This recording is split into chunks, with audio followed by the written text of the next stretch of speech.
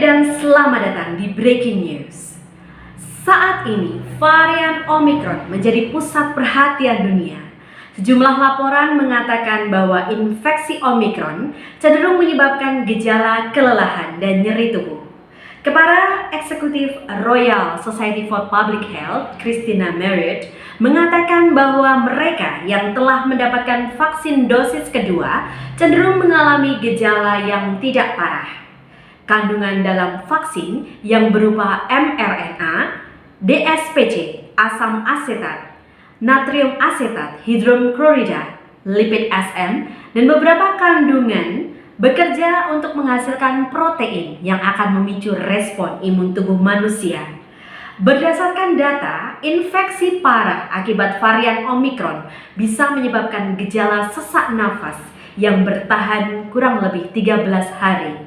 Hal ini tentunya akan mengganggu proses respirasi tubuh manusia dan tentunya diperlukan ventilator untuk pengobatannya. Seiring dengan meningkatnya kasus COVID-19 di Indonesia, RS Pertamina mengeluarkan satu ide kreatif dengan pembuatan robot digital untuk membantu petugas medis menangani pasien corona dan juga konsultasi virtual.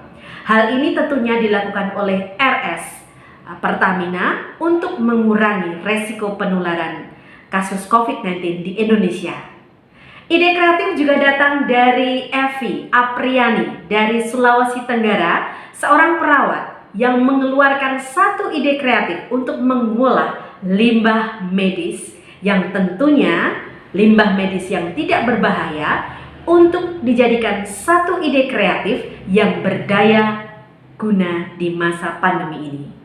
Dan sekarang ini saya terhubung dengan rekan saya Ari di Kendari.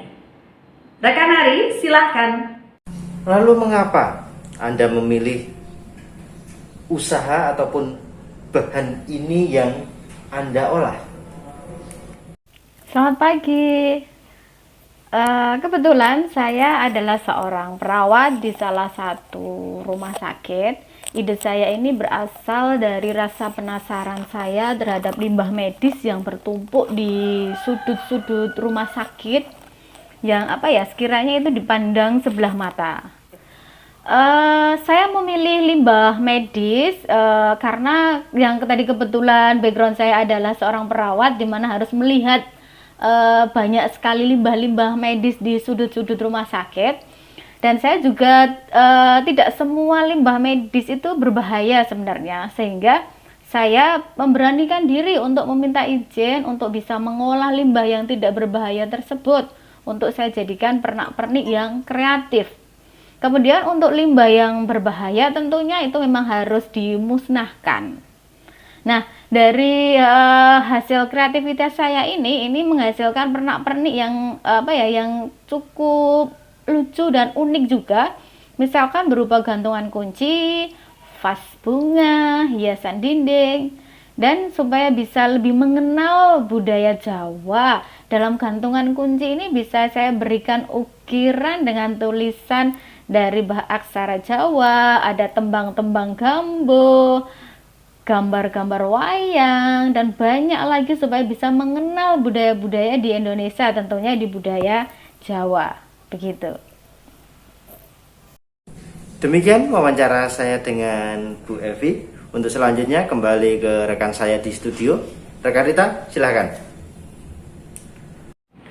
Terima kasih rekan Ari atas laporannya. Hal ini membuat kita bersama berpikir bahwa di masa pandemi, mari kita tetap berekspresi dan berkreasi, dan tetap kita harus menjaga prokes, tetap menggunakan masker, menjaga jarak, dan menjauhi kerumunan. Dan mari kita ikuti program pemerintah. Kita vaksin bersama untuk menjaga Indonesia. Salam sehat.